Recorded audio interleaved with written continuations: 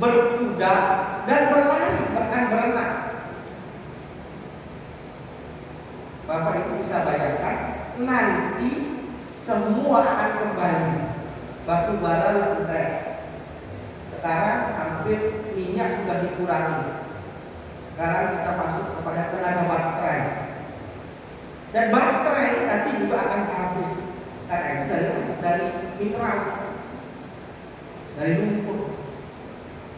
Dan nanti orang sudah senjatanya nggak ada lagi, nggak ada senjata duluan, kembali kepada senjata pedang dan kuda.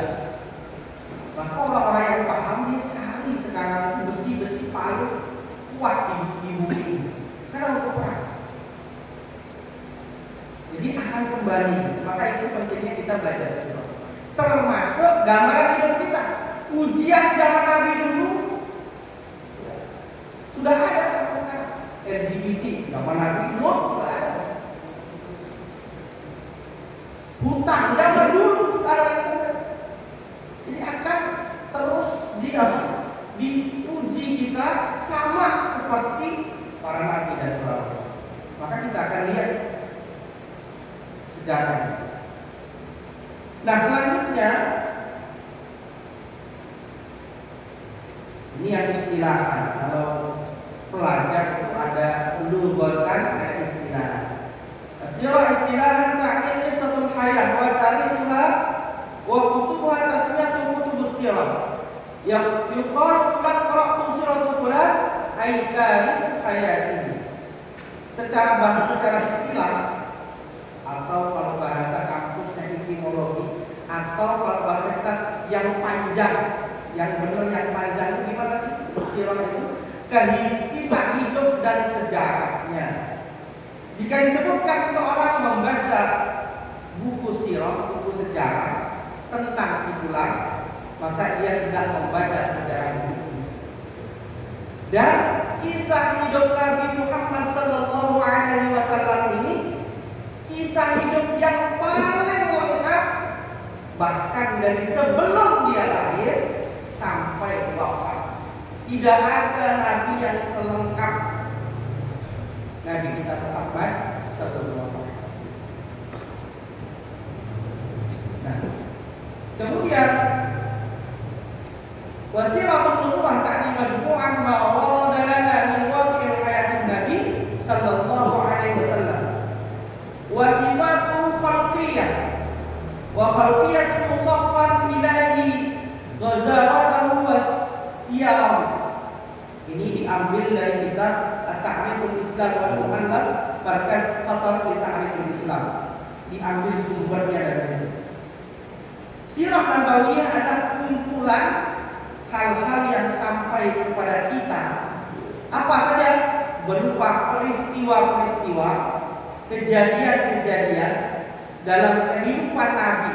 Jadi semua kejadian, termasuk bagaimana Nabi bersikap kepada istrinya, termasuk bagaimana Nabi bersikap kepada anaknya, termasuk bagaimana Nabi bersikap kepada sahabatnya, dan termasuk juga bagaimana sikap Nabi kepada musuhnya. Itu kita akan belajar di sini. Kemudian budi pekerti Nabi. Semua tindak tanduk Nabi terekam sejarah. Semua sahabat menceritakan. Jadi mereka menulis di lontar-lontar kisah itu, sehingga apa? Cepat. Kemudian sifat fisiknya Nabi. Jadi kalau sifat fisiknya Nabi itu ya paling lengkap di Syumuriyah Muhammadiyah itu ada.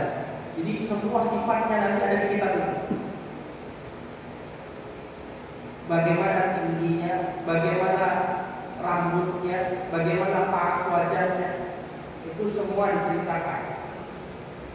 Bagaimana termasuk bukan hanya peristiwa biasa, peristiwa yang dalam sendiri.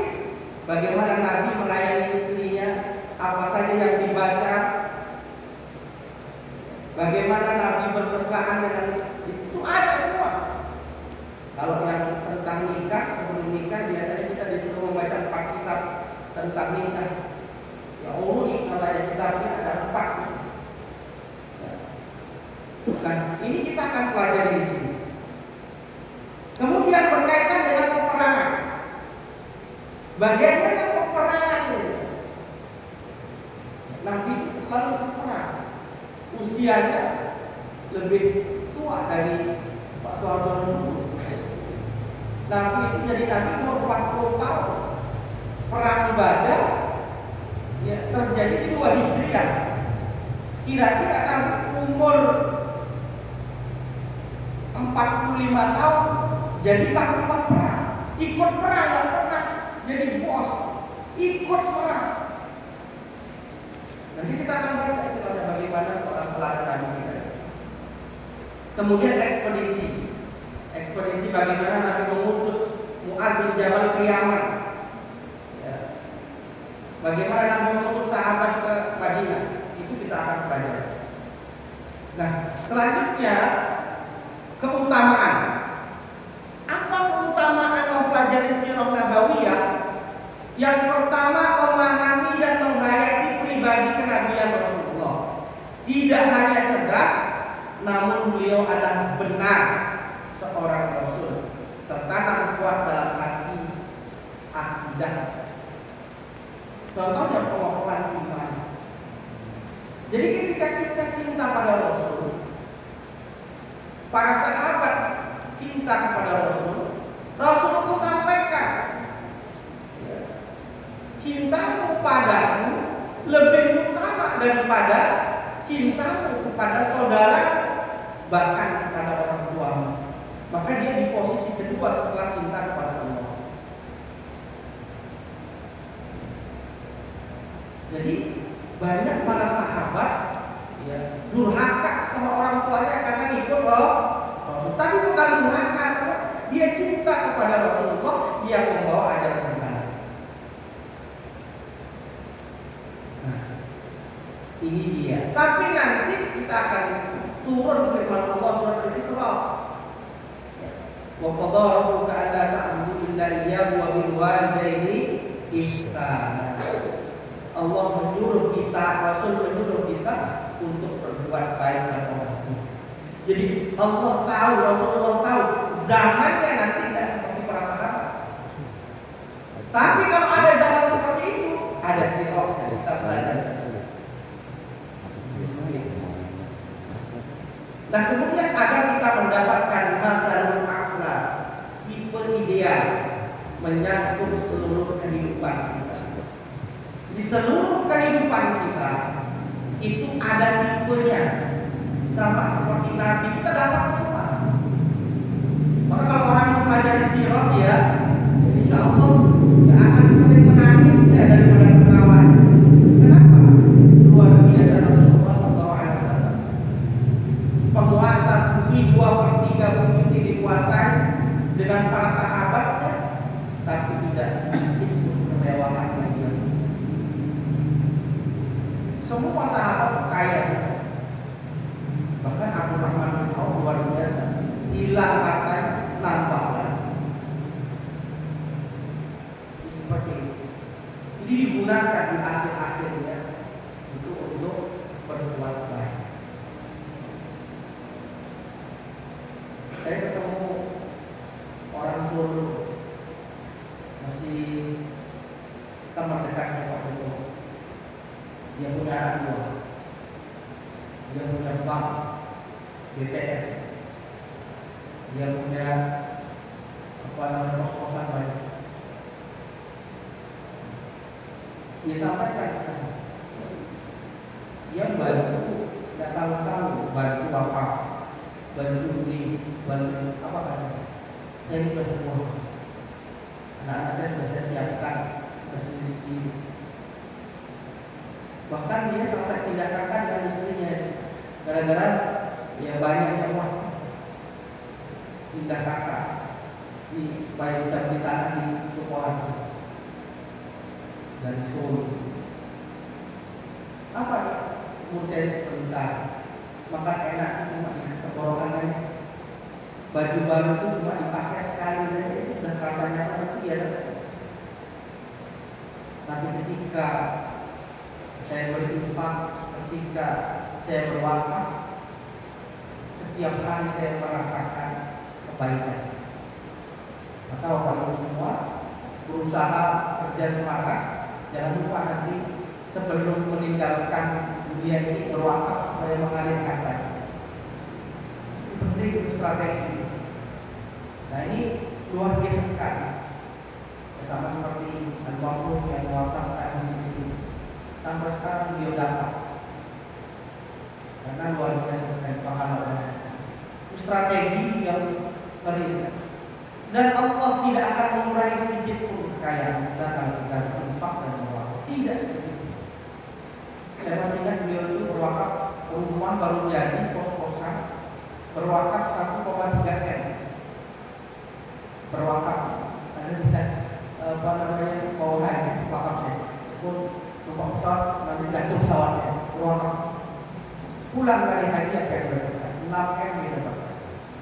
Tidak tahu dari mana itu orang yang berwakaf. Tidak akan sedikit pun sampai dari itu. Maka ini penting Nabi mengajarkan. Nabi kayak kita menikah nanti kita lihat di sini usianya ya 25 tahun sudah jadi pengusaha. Mas kawinnya apa? 100 ekor unta pertama. 100 ekor unta. Zaman dulu kendaraan yang paling bagus adalah unta. Kalau sekarang berarti Mercedes-Benz itu artinya sekitar 100 juta lah, itu M. Berarti kalau 100 berapa Pak Sono? 100 miliar. Mas kawinnya tapi yang berpegang-pegang kita Abu Bakar muda. Nah ini kita nanti lihat al-mathalul a'la, contoh tertinggi.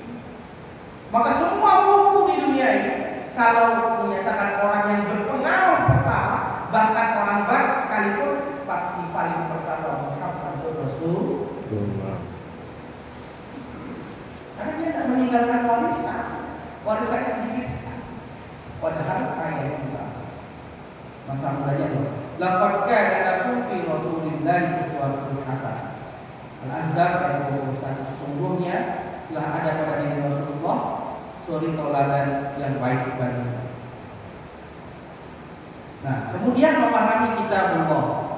Jadi kita belajar sirah, manfaatnya berikutnya adalah memahami kitabullah. Karena Al-Quran itu ada yang secara global diceritakan, ada yang khas, ada yang am, dan ada ilmunya. Am wal khas ketika kita belajar ilmu tafsir, ya, atau ilmu hadis, nanti ada am wal khas. Ada di Al-Quran diceritakan umum, di hadis diceritakan umum, atau sebaliknya. Maka penting kita belajar sirah ini supaya kita tahu hukumnya gimana sih zaman lalu,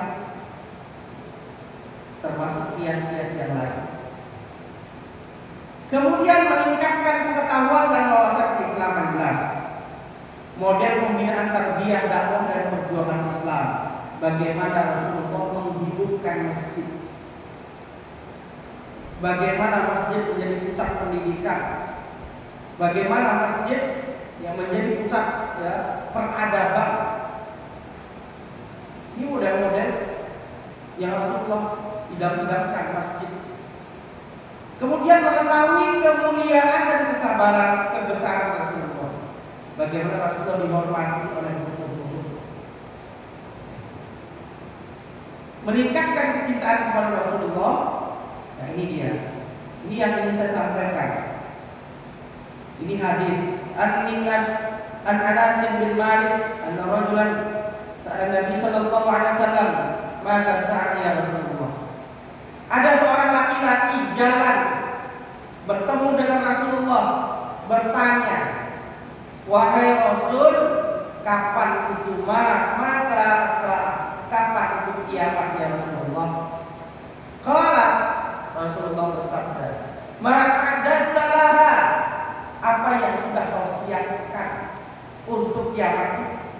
Jadi Rasulullah itu tidak kasih waktunya. Tanya kepada sahabat, apa yang kau siapkan? Ma'adadtu laha min katsirin shalah. saya tidak menyiapkan, belum menyiapkan banyak sholat, wala saumin, tidak juga banyak puasa, wala shadaqatin, dan tidak juga banyak sedekah. Walakinni, akan tetapi saya uhibballaha wa rasulah, cinta kepada Allah dan Rasulnya. Qala Rasulullah, anta ma'aman ahbabta, engkau bersama siapa yang kau cintai. Ini ada di Sahih Bukhari. Yang berikutnya, belajar sirah memberi kenikmatan ruhiyah bagi seorang mukmin. Ya, ruhiyah jelas. Kemudian merasakan perjuangan beliau, menambah semangat berjuang mengembalikan hukum jihad. Bagaimana Rasulullah berjuang, berdagang. Maka Rasulullah itu ada contoh yang baik. Pedagang apa yang paling banyak untungnya? Ya pedagang yang ekspor impor. Seperti Rasulullah dari Mekah ke Syam, dari Mekah ke Syria, jualan. Maka kita lihat orang yang biasa ekspor impor, banyak yang kaya. Beli barang di Cina, dijual di sini. Beli bawang di Brebes, dijual di sini. Ya seperti itu. Bahkan kita lihat artis yang kaya sama orang, Atta Halilintar, bapaknya itu pindah-pindah tinggal di Turki, sewa rumah di situ. Saya juga unik juga ketemu sama orang yang kaya juga ya. Dia pemborong kayak, jadi ada listrik itu alumni ITB, dia kuliahnya dulu di Jerman. Itu kalau dia hampir setiap tahun pindah rumah, kalau dia mau pindah rumah kabar, saya udah punya rumah. Kenapa? Saya nggak punya rumah Ustaz. Kenapa nggak punya rumah? Saya ini kontraktor, kontrak. Padahal kaya tuh, mobilnya bagus. Apa dia bilang? Saya tuh sukanya kontrak saja. Jadi tiap tahun rumah saya baru. Jadi rumahnya baru, kontrak lagi. Dari rumah yang ada pelang-pelangnya, kontrak lagi. Tiap tahun. Nah, apa beli rumah baru saja dia beli? Dia cerita ada anak yang nikah semua, dia punya anak dua, yang satu di Jerman, yang di Jakarta. Saya baru punya rumah karena persiapan mau mati. Nanti kalau jadi rumah kontrakan bingung orang lagi menjemput. Seperti itu, ya, dia kontraktor. Nah, salah satunya ekspor impor itu perdagangan ala Rasulullah. Kalau sekarang namanya ekspor impor, kalau dulu ya ekspedisi. Kemudian mengetahui kemuliaan sebab kemenangan dan kekalahan. Nabi tidak hanya menang saja dia, tapi kalah juga dia. Perang Uhud Nabi kalah. Bagaimana mensikapi kekalahan? Bagaimana mensikapi kita malas misalnya? Nah, itu Nabi. Manusia itu pasti ada malasnya. Karena makan lupa wanisyan, kadang-kadang lupa dia. Bagaimana menyikapi? Nah, kita belajar di sirah. Jadi tidak hanya kemenangan saja kita pelajari, tapi juga kekalahan. Kemudian melakukan hal perubahan individu kolektif. Bagaimana Rasulullah merubah sahabat Abu Bakar yang sebelumnya pengusaha, Utsman yang sebelumnya pengusaha, Umar yang sebelumnya kepala suku, kalau bahasa sekarang premannya. Atau kolektif, bagaimana Yaman, bagaimana Madinah itu jadi Islam. Jadi bukan hanya perubahan individu saja, tapi kolektif juga. Ini kita akan belajar.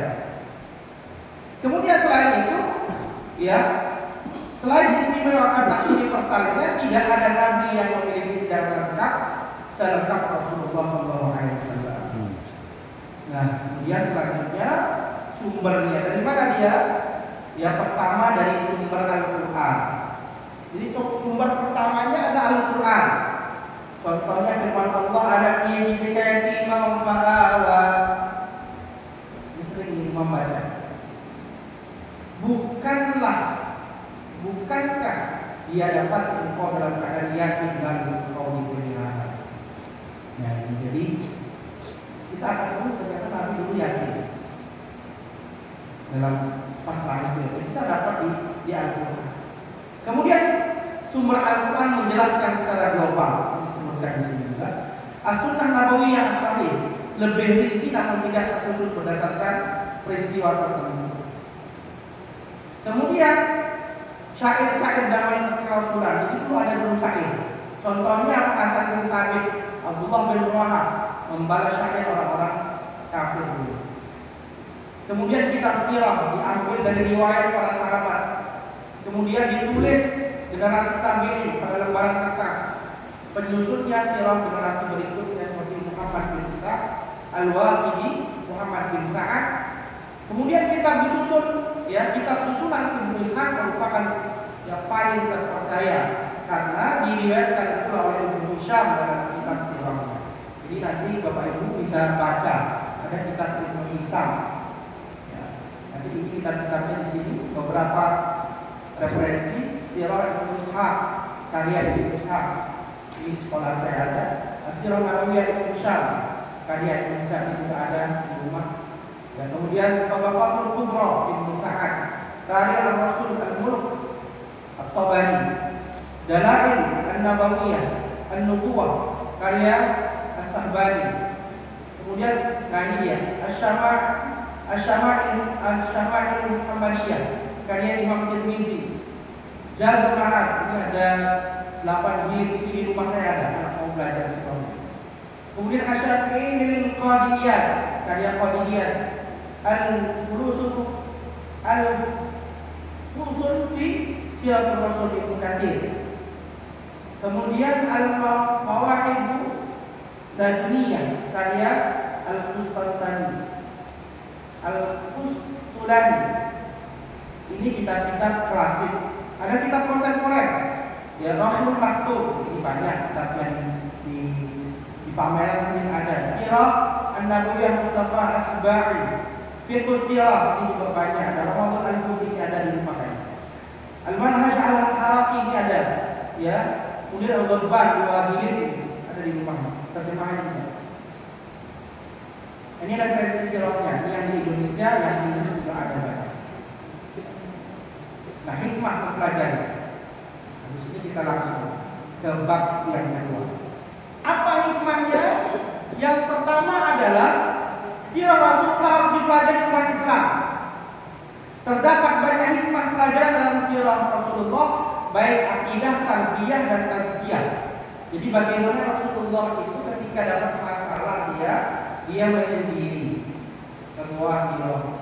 Maka ibu-ibu kalau ada suaminya diam, itu jangan ngomong ya. Jadi lagi ada masalah. Jadi kalau laki-laki ada masalah dia diam. Enggak. Kalau laki-laki di rumah kok, oh bapak dia berdiam jadi ada masalah. Ada yang dihadapi mungkin di kantor, bisa jadi di rumah mungkin. Jadi Rasulullah begitu kalau ada masalah dia ya menyendiri, menyelesaikan masalah. Beda dengan orang mancing gitu. Tahu lah kebiasaan bapaknya kalau mancing kan berarti banyak masalah, bukan. Kita tahu hobi suami mancing, berarti bukan menyelesaikan masalah, hobinya mancing. Kadang-kadang ibu-ibu sering tertipu ya. Kemudian yang berikutnya perlu kita mengenalkan Rasulullah dengan sebaik-baiknya kepada anak kita dan generasi penerus. Karena yang akan mencintai berikutnya ini siapa? Anak-anak kita, anak sah kita. Maka jangan sampai dia nggak tahu, Rasulullah nggak tahu. Nah di barat hari ini berbondong-bondong orang masuk Islam, ya, berbondong-bondong orang masuk Islam. Nah, itu mungkin di dalam surat Rum. Ya, nanti akan Romawi itu akan runtuh. Bulibatil Rum, Romawi secara garis besar Eropa akan runtuh. Lewat apa?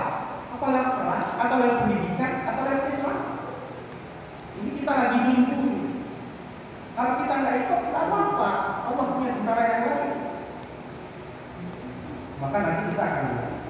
Wajib bagi para dai aktivis untuk mengetahui secara mendalam sirah Nabawiyah.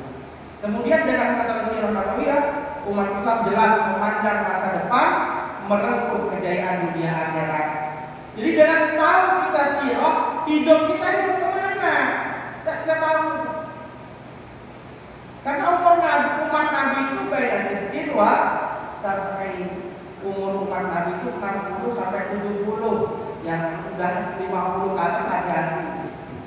Saya bacakan utamakan setiap umur 40. Jadi dimulai dari umur 40.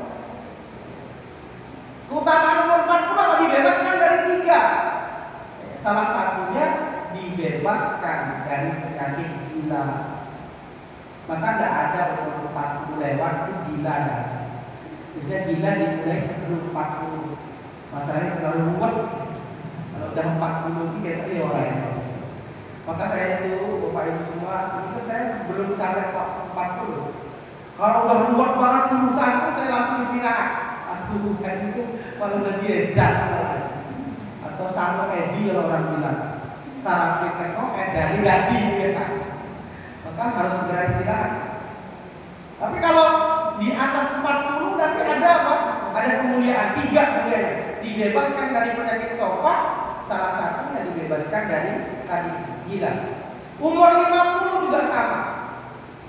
Maka sering aku bilang kalau sudah lewat 40 silakan bertobat. Banyak-banyak bertobat. Nanti saya bacakan hadis. Hadisnya riwayat Tirmizi, itu saya punya. Nanti saya bacakan di pertemuan berikutnya. Oke, bersambung kita masuk ke yang kedua sekarang.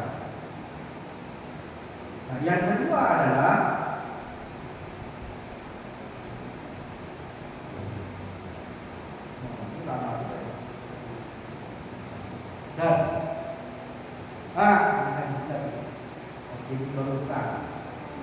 ini bab yang kedua. Kita harus belajar juga tentang sekilas bangsa Arab. Bapak Ibu keturunan siapa? Apa keturunan Rasulullah? Apa keturunan Abu Bakar? Apa keturunan Umar? Atau jangan-jangan keturunan Abu Jahal? Atau Abu Lahab? Dan kita akan lihat bagaimana keturunannya Rasulullah. Bagaimana bangsa Arab itu. Jadi di dunia ini ada 3 keturunan Nabi Nuh. Ya, salah satunya Syam bin Nuh, kemudian Yafet, satu lagi Hum. Itu ada 3. Dunia ini dibagi 3 keturunan. Dari keturunan Nabi Nuh alaihissalam. Nah, yang paling dikasih, yang ada yang suka perang. Jadi kalau Syam bin Nuh ini enggak ya biasa orang baik soalnya. Kalau Yafet itu suka perang. Suka perang. Yafet itu suka perang. Di mana dia? Dia ada di daerah Turkistan. Dan kalau dia lihat Cina, Rusia, Turkistan. Jadi mereka itu paling hobinya perang. Orang Cina itu kalau dia itu hobinya perang. Maka kita lihat melakukan dan lain sebagainya itu keturunan Turki, Turkistan. Ada keturunan Afrika yaitu Ham. Ya. Sam bin Nuh ini keturunan orang asli. Jadi seperti itu. Nanti kita akan lihat sebenarnya di mana sih ceritanya. Kita akan lihat ini yang keturunan Sam bin Nuh. Nah, maka kalau Bapak lihat pernah dengar MMA yang bulat itu, pukul-pukulan itu. Nah, itu juaranya dari mana? Juaranya dari Rusia. Maka memang tenaganya luar biasa. Dari itu Turkistan itu daerah itu Rusia, Turkistan, Balkan, Yugoslavia itu senang berperang. Jangan sekali-kali.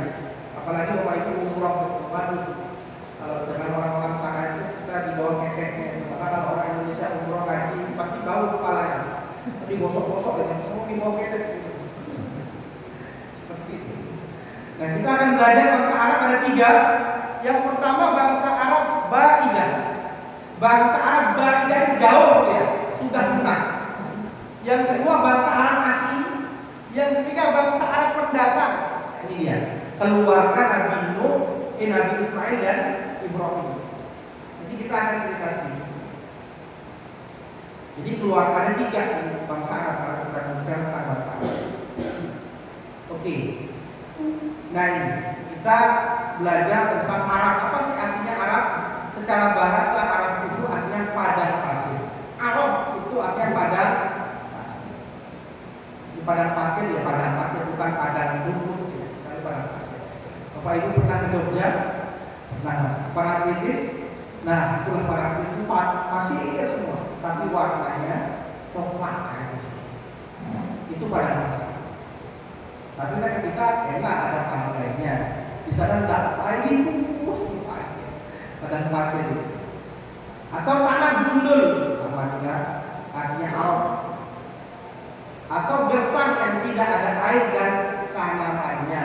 Jadi Arab itu jangan dikira itu artinya Arab itu ya padang pasir, tanah tandus atau gundul, gersang, tidak ada air. Itu artinya Arab. Kita belajar sedikit-sedikit.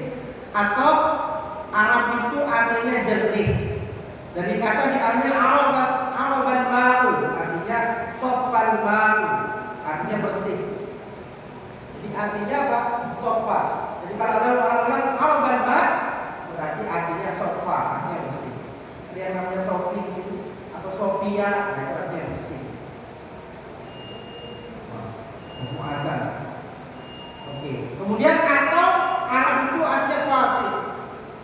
Fasih. Uribar rajulu, berarti laki-laki itu fasih atau fasuha.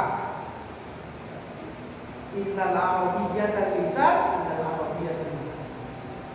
Seperti itu. Di fasih. Bangsa Arab adalah sekelompok umat bernasab kepada Sam bin anak-anak itu bertempat tinggal di Jazirah Arab. Jazirah itu artinya apa? Pulau.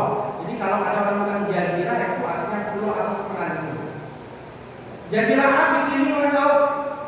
Jadi Arab itu dikelilingi oleh laut hampir seluruh sisinya. Nah, kita lihat sekarang. Ini Jazirah Arab. Jadi biar tahu besok, kalau besok kesempatan rumah tadi ini. Ini apa ini? Mekah, ini Madinah. Nah, Arab itu ini dia. Ini Arab. Nah, ini teluk. Maka negara-negara Arab, Dubai, kemudian Uni Emirat Arab itu daerahnya sini. Ini Yaman, nah di sini. Nah, ini daerah sini daerah Jeddah. Jadi yang namanya Arab gersang, tapi pinggirnya laut. Jazirah Arab. Nanti kita akan belajar. Nah, ini Persia, Irak di sini, ini Iran dan nah, di sini Laut Tengah, dan di sini Palestina, Israel. Ini Sinai, ini maksudnya Mesir. Jadi antara Mesir dengan Jazirah Arab itu bersebelah, nyebrang kapal lagi. Tapi bersebelahan laut. Ini sudah. Ini Asia, ini Afrika. Bapak Ibu biar tahu. Ini dia. Ini Laut Tengah. Nah, di sini. Jadi itu. Nah, mana dia? Azannya berapa? Dasarnya. Nanti kita lanjutkan lagi di pertemuan berikutnya. Jadi kalau belajar silam pelan-pelan Bapak Ibu, tidak cerita dari awal kita ceritakan, mudah-mudahan istiqomah. Itu saja dari saya. Sebelum akhir kita berdoa sejenak bersama. Bismillahirrahmanirrahim. Alhamdulillah ta'ala Allahumma salli ala sayyidina Muhammad wa ala akbar wa bi'adad la ilaha illa anta ya dzal jalali wal ikram.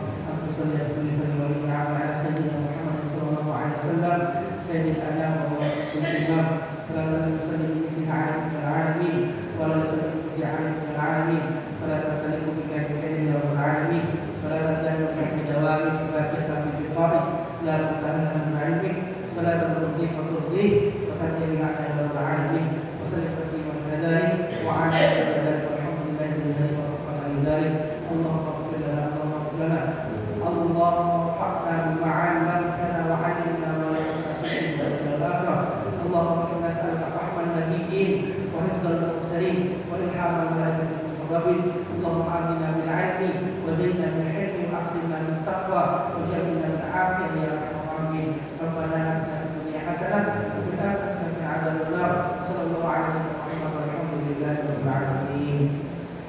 Oke, itu saja. Terima kasih kepada yang sudah hadir. Mudah-mudahan kita istiqomah untuk belajar silat. Mari kita Walhamdulillahirabbil alamin. Subhanakallahumma wa bihamdika asyhadu an la ilaha illa anta astaghfiruka wa atubu ilaik. Assalamualaikum warahmatullahi wabarakatuh.